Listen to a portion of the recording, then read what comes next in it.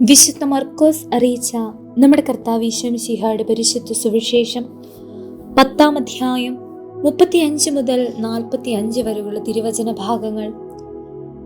Zebedee പുത്രന്മാരായ യാക്കോബും യോഹന്നാനും അവനെ സമീപിച്ചപേക്ഷിച്ചു, ഗുരു, ഞങ്ങൾ അങ്ങയോട് അപേക്ഷിക്കുന്നതെന്തും ഞങ്ങൾക്ക് ചെയ്തു തരണമെന്ന് ഞങ്ങൾ ആഗ്രഹിക്കുന്നു.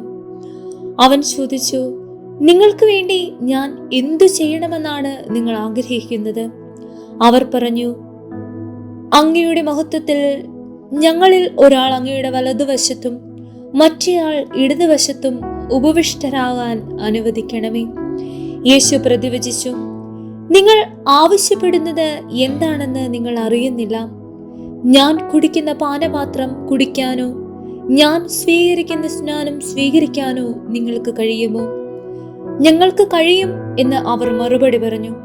യേശു അവരോട് പറഞ്ഞു, ഞാൻ കുടിക്കുന്ന പാനപാത്രം നിങ്ങൾ കുടിക്കും, ഞാൻ സ്വീകരിക്കുന്ന സ്നാനം നിങ്ങൾ സ്വീകരിക്കും.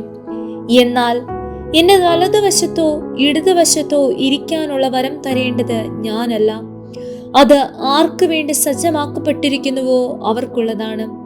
ഇത് കേട്ടപ്പോൾ ബാക്കി 10 പേർക്ക് യാക്കോബിനോടും യോഹന്നാനോടും അമർഷം തോന്നി.